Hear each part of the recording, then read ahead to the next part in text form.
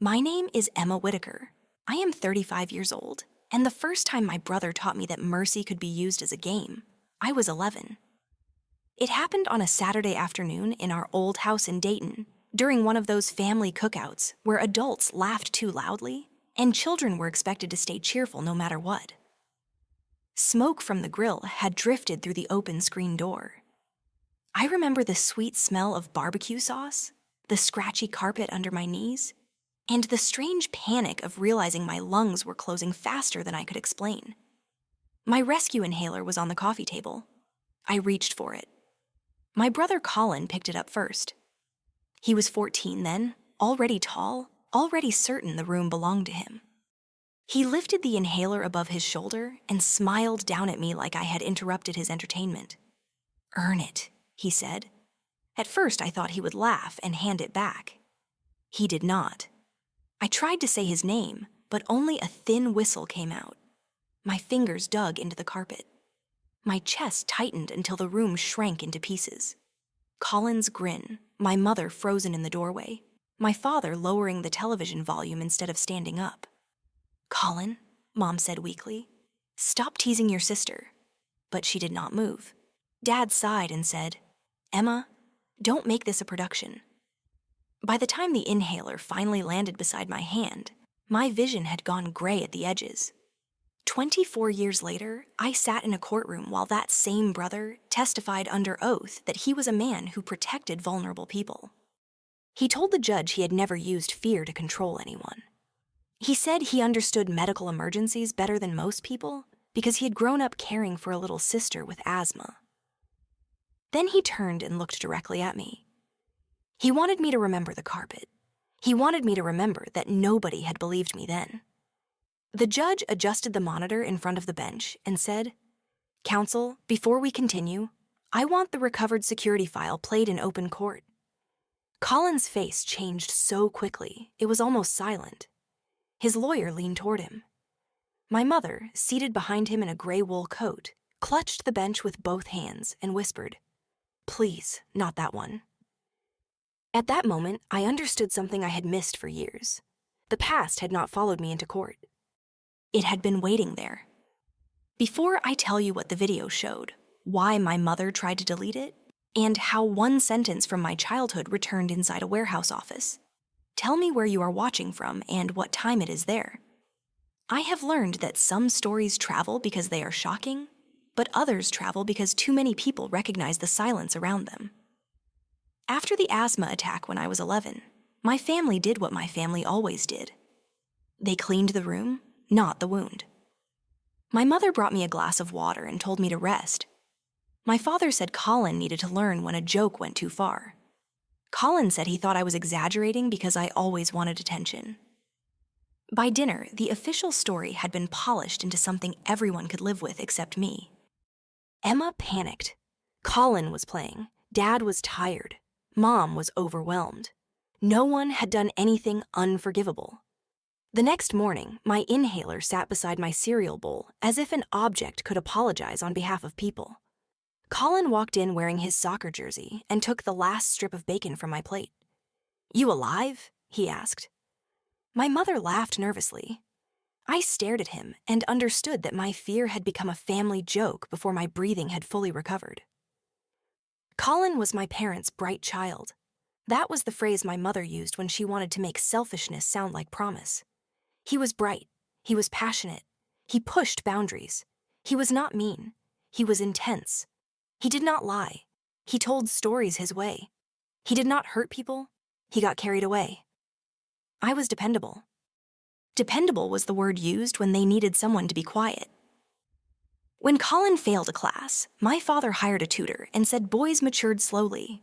When I brought home a perfect report card, Mom asked whether I could help Colin organize his assignments.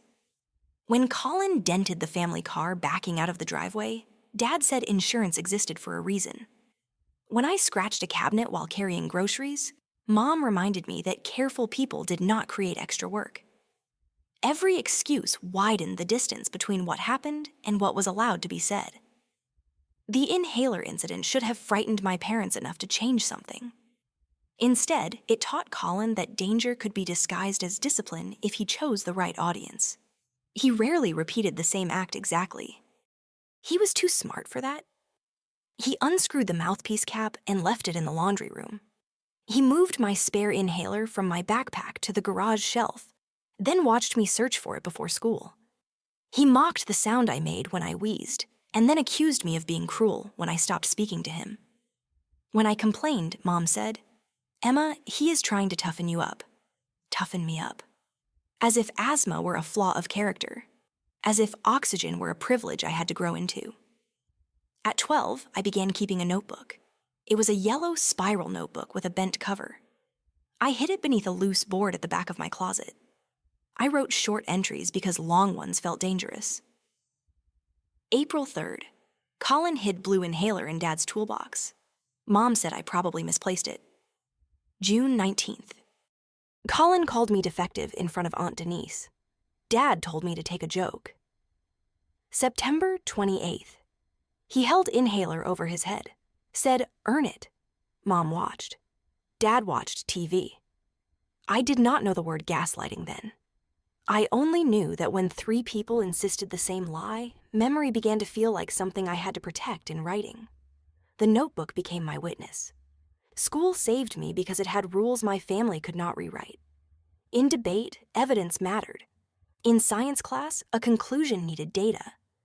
In the library, quiet was not punishment. My debate coach, Mr. Alvarez, noticed the way I hesitated before disagreeing with anyone. He never asked for details I did not offer, but he taught me to answer clearly. "Do not apologize for a fact," he said one afternoon. A fact is not rude because someone dislikes it. That sentence carried me farther than he ever knew. Colin hated every room where I became harder to control. When I qualified for state debate, he removed the second page of my argument and folded it into an airplane. I found it soaked in the backyard after rain. Dad said I should have made extra copies. Mom said Colin probably wanted to be included. I rewrote the argument at midnight and placed third. I did not tell them. Not telling them felt like locking a door I finally owned. By the time I left for college, I had 3 inhalers, 4 scholarships, and a plan to build my life somewhere the air did not belong to my brother. After college, contact with my family thinned into holiday messages. Then birthdays only. Then nothing for long stretches. Colin founded a regional fulfillment company called Iron Veil Distribution. My parents acted like he had invented work itself. They posted articles about him, shared photos of ribbon cuttings, and repeated his favorite line about building strong teams through pressure. I never clicked the links. For almost 9 years, distance worked. I had a quiet apartment, a job reviewing safety programs for manufacturing clients, and a small circle of friends who did not mock the way I kept medication in every bag. I slept with my inhaler in the drawer instead of under my pillow. I thought the old house had finally lost my address. Then an attorney named Priya Shah called my office at 5:40 on a Thursday. She represented a former warehouse supervisor named Mara Delgado. Mara had been fired by Iron Veil Distribution after reporting a medical emergency involving a 19-year-old seasonal employee named Owen Price. At first, Priya spoke carefully, the way lawyers do when they need facts, but do not yet know whether the person on the phone will run straight to the other side. She told me Owen had an asthma attack during an overnight loading shift at Iron Veil's West Dock facility. According to Mara, Colin had been present after a delayed hospital order put the team behind schedule. He accused Owen of using his asthma to avoid work. When Owen reached for his rescue inhaler, Colin took it from the desk, held it away, and told him to finish his assigned scan count first. Mara intervened, retrieved the inhaler, called 911, and filed an incident report. 3 days later, she was suspended. 2 weeks later, she was terminated for what the company called insubordinate conduct and false reporting. Mara spoke to a local journalist after state safety regulators opened an inquiry. Colin responded by suing her for defamation, claiming she had fabricated the entire story to damage his company after being fired. I sat alone in my office with the phone against my ear and felt the floor of my childhood living room return beneath me. Priya continued. During discovery, Colin had submitted a sworn declaration describing himself as someone with lifelong compassion toward people with respiratory conditions. He mentioned me by name. He said I had suffered asthma attacks growing up and that he had often been the one to retrieve my medication, calm me, and protect me from teasing. He had not only lied, he had turned my suffocation into his character reference. Priya said his legal team intended to use me in a narrative whether I cooperated or not. If I contradicted him, they would suggest I had long-standing resentment, because my brother was more successful and my parents favored him only in my imagination. I almost laughed, not because it was funny, because he had chosen the oldest family script and filed it with the court. Priya asked whether I had any records from childhood that could establish a different history. I thought of the yellow notebook under the closet board, now stored in a box in my apartment. I might, I said. There is something else, she said. Iron Veil produced security footage from multiple cameras on the night of Owen's attack. The only missing file is from camera 7, the office where Mara says the inhaler was taken. My mouth went dry. What happened to it? The company claims the archive corrupted, but the system logs show an administrative deletion request less than an hour after paramedics left. Who made the request? Priya hesitated. The account belongs to Vivian Whitaker, my mother. For a moment, the office lights seemed too bright. Mom had spent my childhood watching harm happen and calling it conflict. Now she was the bookkeeper at Colin's company. If Priya was right, my mother had moved from silence to cleanup. Does she know you are looking at the logs? I asked. We believe she does. And if a cloud copy still exists, they may try to prevent recovery. Priya did not ask for an answer immediately. She said I could think, consult my own counsel, and decide whether to provide a statement. That night, I opened the storage bin in my closet. The yellow notebook was wrapped in an old college sweatshirt. The pages smelled faintly of dust and paper. I read the entries slowly. Some were childish. Some had misspelled words.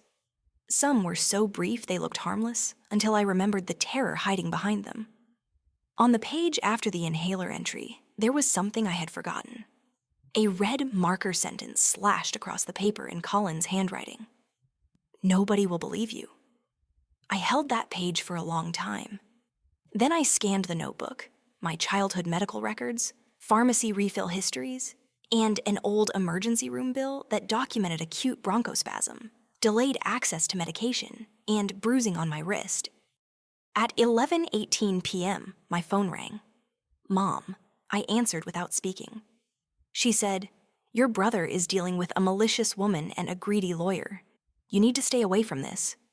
Did you delete the warehouse footage?" Silence. Then, in the same tired tone she had used when I was 11, she said, "You always choose the most damaging interpretation."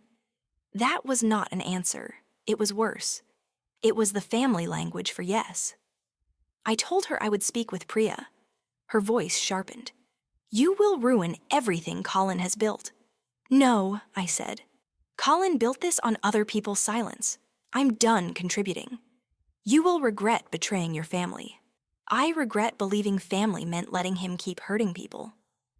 I ended the call before she could turn my breathing into another debate. The next week, I met Priya in her office downtown. She was in her early 40s, with neatly pinned hair and a calmness that felt earned rather than performed. She did not make me retell every painful memory at once. She placed Colin's declaration in front of me and asked one question. "What is the first statement here that you know is false?" I pointed to the sentence where he claimed he had always helped me during asthma attacks. "That one," I said.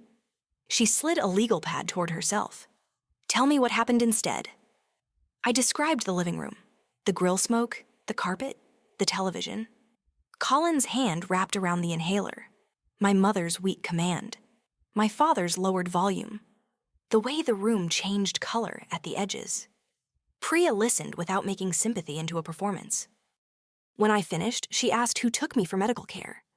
I said our neighbor, Mrs. Bellamy, had driven us. because Dad did not want an ambulance outside the house. Priya found the record 2 days later. The hospital note said my mother reported panic after misplaced inhaler. It also noted bruising on the patient's left wrist and delayed medication administration. The patient was me, 11 years old, sitting inside a medical room while my mother gave the first official lie. Preparation for court did not feel heroic. It felt like opening drawers in a house I had boarded up. Priya's team located a school nurse note from 7th grade saying I refused to leave medication in common storage because of home interference. A counselor's file mentioned that I seemed afraid of retaliation if family conflict was reported. My pharmacy records showed inhalers replaced more often than expected for normal use. My yellow notebook matched enough dates to make it contemporaneous rather than convenient. None of it proved what happened to Owen. Priya never pretended it did. This matters because Colin made his character and your childhood part of his defense, she said. He opened the door. Meanwhile, the fight over camera 7 intensified. Ironvale insisted the file had corrupted during routine archive maintenance. But the cloud vendor's metadata showed the backup subscription had been active on the night of the incident and canceled 3 days later. More importantly, a state preservation notice had reached Ironvale's compliance email at 1:12 a.m., 18 minutes before my mother's administrator account marked the camera 7 file for deletion. That timing changed everything. Destroying evidence after a preservation notice was not a technical mistake. It was spoliation. Depending on intent, it could become obstruction. Colin began calling me from blocked numbers. The first voicemail was warm. You don't understand what these people are doing. Call me. The second was stern. You're letting strangers use old family drama to attack me. The third sounded like the brother from the living room. You always needed a crisis to feel important. I saved them all. Dad called once. He did not ask whether Colin had lied. He asked whether I understood that Ironvale employed nearly 160 people. He said families across the county depended on the company, and if I testified irresponsibly, innocent workers could suffer. That almost worked. I had been trained to carry consequences that belonged to other people. Then I asked him, "Did you read Colin's declaration about helping me with my inhaler?" He sighed. "Emma, that was decades ago. It was sworn testimony last month." He said nothing. "Did you see me on the floor that day?" He answered too softly. "I saw enough." "And you still lowered the television." He hung up. Sometimes an unfinished answer tells the whole truth. The week before the hearing, Priya practiced cross-examination with me. She became sharp and impatient, asking whether I hated Colin, whether I had built a career around suspicion, whether professional jealousy influenced my testimony, whether a child's memory could be distorted by adult resentment. The first practice was terrible. I explained too much, defended too much, tried to make her understand the emotional architecture of a family that kept choosing the wrong child. Priya stopped me. "You are not here to make them understand your childhood," she said. "You are here to answer clearly. If they ask whether you are angry, say yes. Then say anger does not change the document." So I learned. Yes, I am angry. No, I am not being paid by Mara. Yes, 24 years have passed. That is why I brought records. No, my childhood does not prove what happened to Owen. It proves my brother lied when he used my childhood to support his character. More, there was power in narrow truth. On the morning of the hearing, I wore a charcoal suit and placed the yellow notebook in a sealed evidence sleeve. Outside the courthouse, Colin stood with our parents, his lawyer, and 2 Ironvale executives. He looked expensive and bored, as if the legal system were an inconvenience he had scheduled between meetings.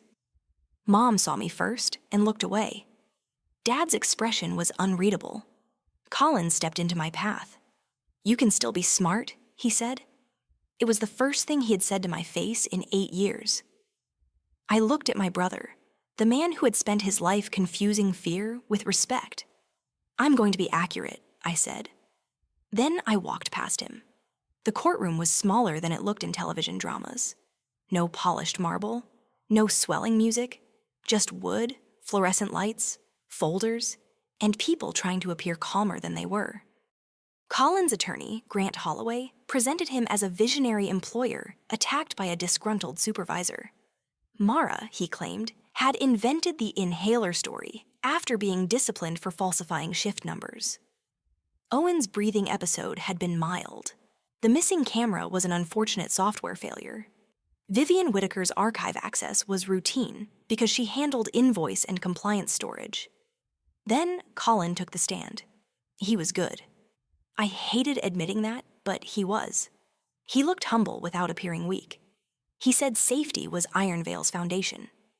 He said he came from a family that understood medical vulnerability because his sister had asthma. He said he had spent his childhood helping me through attacks, reminding me to carry medication, protecting me from cruel kids who did not understand. The courtroom softened. I could feel it. That was always Colin's gift. He could wrap a lie in the tone people expected from truth. Priya began cross-examination without raising her voice. Mr. Whitaker, did you review your declaration before signing it? Yes. Did you understand it was sworn under penalty of perjury? Yes. Did you state that you often helped your sister during asthma attacks? Yes. Did you ever take her rescue inhaler away from her during an asthma attack? Absolutely not. Never. Never. Priya let the words settle. Then she asked, "Do you recognize this handwriting?" She displayed the red sentence from my notebook. "Nobody will believe you." Colin looked at the screen, then at me. "I don't remember writing that." "But you might have." "We were kids." "Kids write stupid things. After your sister recorded that you held her inhaler and told her to earn it?" His lawyer objected. The judge limited the questioning. Priya nodded as if the limitation had been expected. She had what she needed. Mara testified next. She was 38, with tired eyes and hands that folded and unfolded in her lap. She had worked at Iron Vale for 6 years and supervised overnight operations for 2. Her record had been clean until Owen's incident.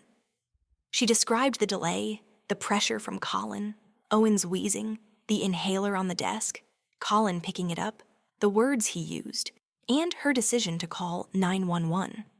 Her voice broke only once. "When he said earn it," she said, "I stopped seeing a boss. I saw a man willing to gamble with a kid's breathing to prove he was in charge." Grant Holloway attacked her motives.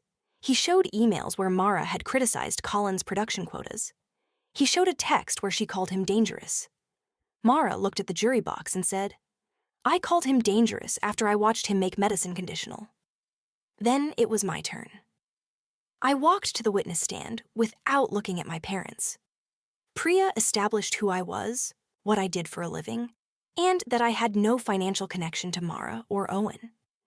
Then she asked whether Colin's description of our childhood was accurate. No. I described the incident from my notebook and medical records. I kept my voice even. I did not call Colin a monster. I did not demand belief. I stated what happened. Grant Holloway rose for cross-examination with the expression of a man preparing to dismantle an emotional woman. He asked whether I resented Colin. Yes. He paused, perhaps expecting denial. I added, "Resentment is a feeling. The medical record is a document." He asked why I had waited so long to accuse him publicly. Because I was a child when it happened, and my parents controlled the story. I am here now because Colin used that story under oath. He asked whether my career in compliance made me suspicious of people. It trained me to distinguish suspicion from evidence. He asked whether I wanted my brother punished. I want the court to know that his sworn statement about me is false. Consequences belong to his actions. For the first time, Colin's polished expression cracked.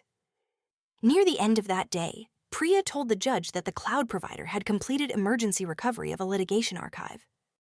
The recovered file appeared to contain camera 7 footage from the night of Owen's asthma attack. Colin's attorney objected immediately. He argued surprise, prejudice, chain of custody, technical uncertainty, and every phrase available to a lawyer whose client suddenly looked less innocent.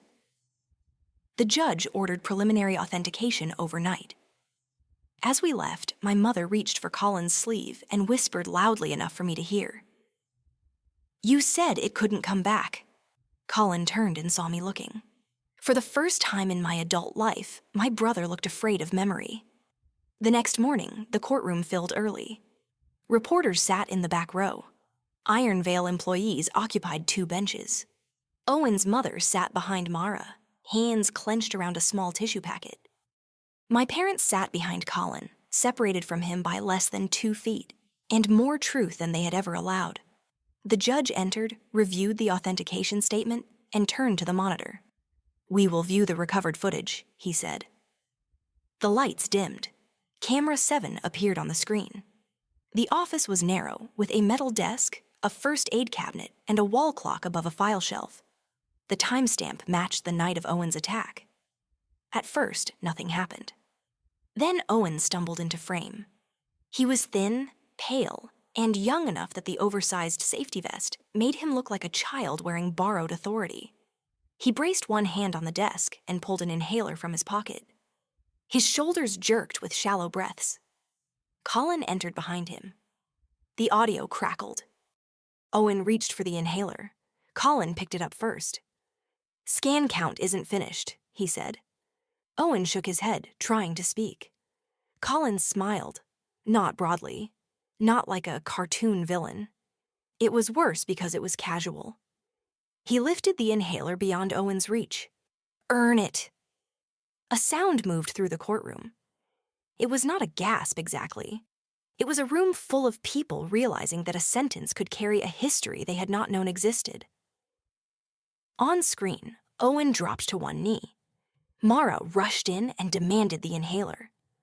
Colin stepped back and told her not to undermine authority in front of the team.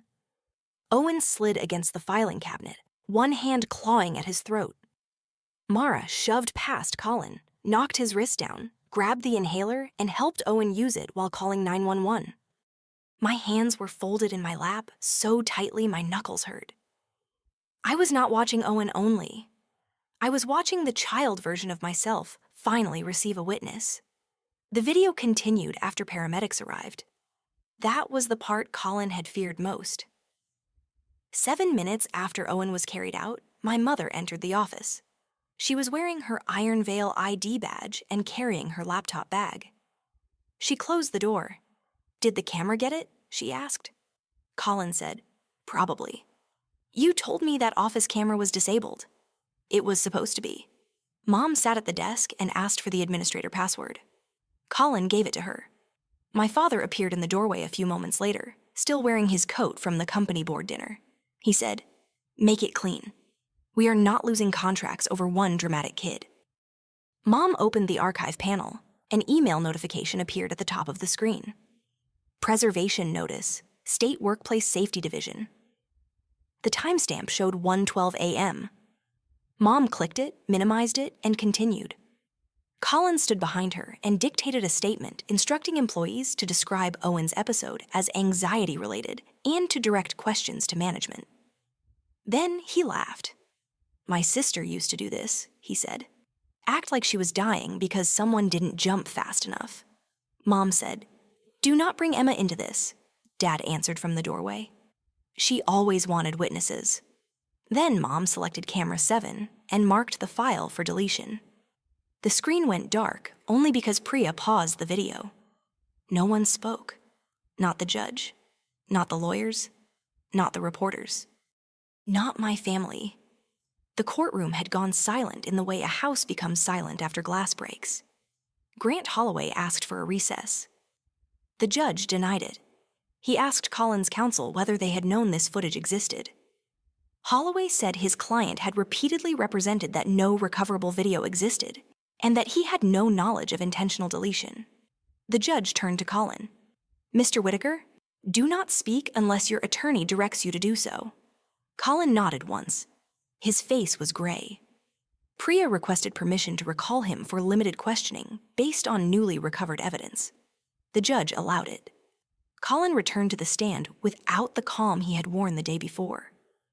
Priya replayed the clip of him lifting Owen's inhaler. "Did you testify yesterday that you never touched Mr. Price's rescue inhaler?" Colin swallowed. I was trying to maintain order in a chaotic situation.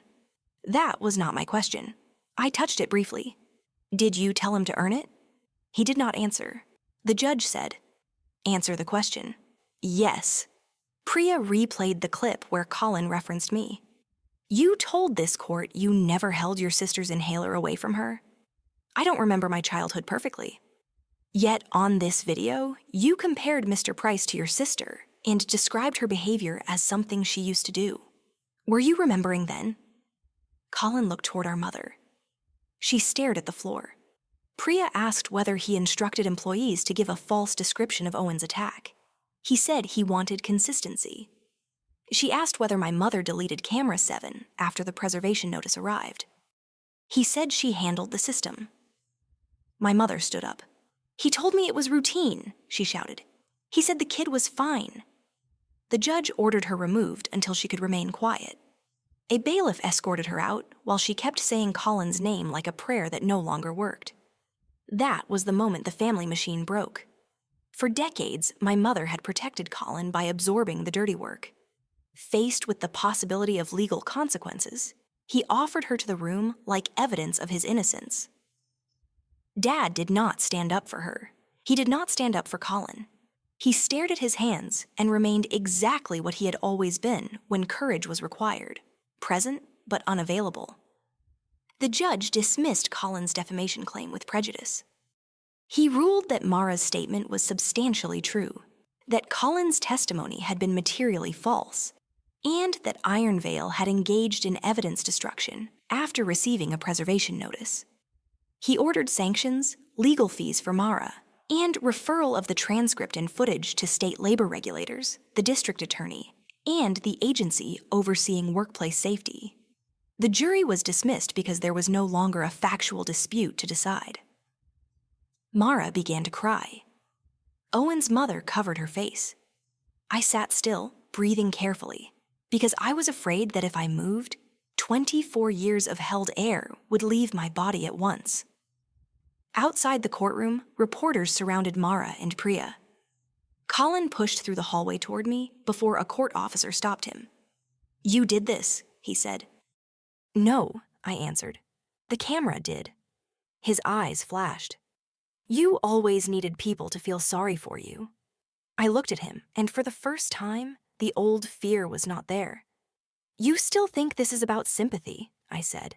It was always about safety. He laughed once, bitterly. Do you know what this will cost? Yes, I said. And this time, it will cost the person who did it.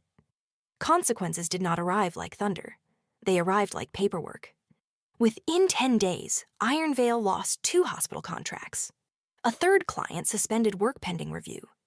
The board placed Colin on administrative leave and then removed him as chief executive after regulators opened a formal investigation. The company's insurer denied coverage for intentional misconduct and evidence tampering. Several employees came forward with earlier complaints about withheld breaks, ignored injuries, and production quotas that punished people for reporting medical issues. Mara's termination was reversed as retaliatory. She received a settlement, back pay, legal fees, and a public correction from Iron Veil, stating that her safety report had been truthful. Owen recovered physically, though he left the warehouse and took months away from school. Through Priya, he sent me a message. Thank you for proving people like him repeat themselves. I thought maybe I was weak. I wrote back. You were not weak. You were denied help. Those are different things. Colin eventually accepted a plea agreement involving evidence tampering, reckless endangerment, and retaliation connected to workplace safety reporting. He avoided prison, which disappointed some people and relieved others. But he received probation, substantial fines, mandatory safety compliance education, and a permanent restriction against serving as a safety officer or direct operations manager without oversight. To me, the professional restriction mattered more than a dramatic sentence. The point was not to see him locked away for a camera. The point was to keep him from standing between another person and emergency medication. My mother was charged separately for deleting evidence after notice. She accepted a deferred sentence, surrendered her bookkeeping certification, and was barred from handling compliance records for any regulated business. Her lawyer described her as a mother trying to protect her son. The prosecutor answered, "She was an employee destroying evidence after a worker nearly died." For once, the public language did not bend around her feelings. Dad sold the lake cottage he had once promised Colin to pay legal expenses. I heard about it from a cousin. I did not ask for details. Some losses are not tragedies. They are invoices finally coming due. A year after the hearing, Priya invited me to speak at a workplace emergency response workshop created after Iron Vale's investigation. I almost declined. I did not want my pain turned into a lesson plan. But Owen's mother would be there, and Mara had asked for me. So I went. The room was filled with supervisors from warehouses, factories, schools, and clinics. On a table in front, trainers demonstrated how emergency medication should be handled. Identify the person in distress. Retrieve medication immediately if authorized. Call emergency services. Document the incident. Never shame, delay, bargain, or test. The instructions were simple, painfully simple. A person cannot breathe. You help them breathe. That was all. My family had made it complicated because control mattered more to them than care. When I spoke, I did not tell every childhood detail. I told the room that emergencies reveal culture faster than mission statements. A company can claim safety on every wall poster and still fail if its leaders believe vulnerability deserves punishment. A family can use the word love every day and still fail if love disappears the moment someone needs protection. Afterward, Owen approached me. He looked healthier, older somehow, though only a year had passed. He thanked me in person and said he had returned to community college. "I still carry 2 inhalers now," he said. "So do I told him. We both laughed, not because it was funny, but because shared caution can become a kind of language. Mara hugged me in the parking lot. She said testifying had saved her from believing she had ruined her own life by telling the truth. "You did the hard part first," I told her. "You reached for the inhaler." That night, I went home and opened the yellow notebook one last time. I read the red sentence again. "Nobody will believe you." Then I wrote beneath it in black ink. Someone did. I placed the notebook in a fireproof box with my medical records and the court order. I do not keep it because I live inside the past. I keep it because records matter. They remind me that what happened does not need family approval to be real. I have not reconciled with Colin. Some people hear that and assume I am trapped in anger. I am not. Anger was the bridge out. I crossed it. On the other side is a quieter life. I volunteer with an asthma education nonprofit. I still work in compliance.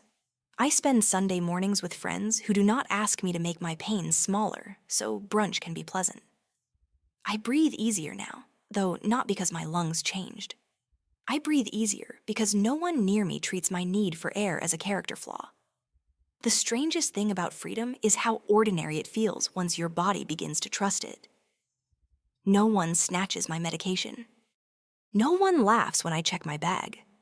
No one calls me dramatic for naming what happened. That ordinary safety is worth more than every apology my family has tried to send through other people. For years, I thought revenge would mean watching Colin beg the way he made me beg. I imagined him helpless, exposed, finally unable to charm his way out. But when the courtroom video played and the silence fell, I did not feel triumph the way movies promise. I felt air. Clean, steady air. Real revenge was not becoming the person who held the inhaler. It was making sure he could never hold one over someone else again. My brother held my inhaler and smiled while I could not breathe. Years later, a courtroom saw him do the same thing to another person. And when the judge played the video, the room went silent because truth had finally entered with sound. I used to think power meant deciding who gets help. Now I know power is building a world where help is not negotiable. If someone in your family, your workplace, or your community has ever treated your pain like proof that you were weak, I hope you remember this. Needing help does not make you small. Asking for safety does not make you dramatic. Keeping records does not make you bitter. Sometimes documentation is the only witness brave enough to wait with you until the world is ready to listen. What would you have done in my place? Would you protect family loyalty, choose forgiveness, or tell the truth even if it shattered the people who raised you? Share your thoughts below. Someone reading your words may need permission to stop protecting the person who taught them to doubt their own pain. Thank you for listening to this fictional story until the end. It was created for dramatic storytelling, reflection, and discussion. May it remind you that no one should have to earn the right to breathe, and that the truth, once preserved, can outlast every person who tried to delete it.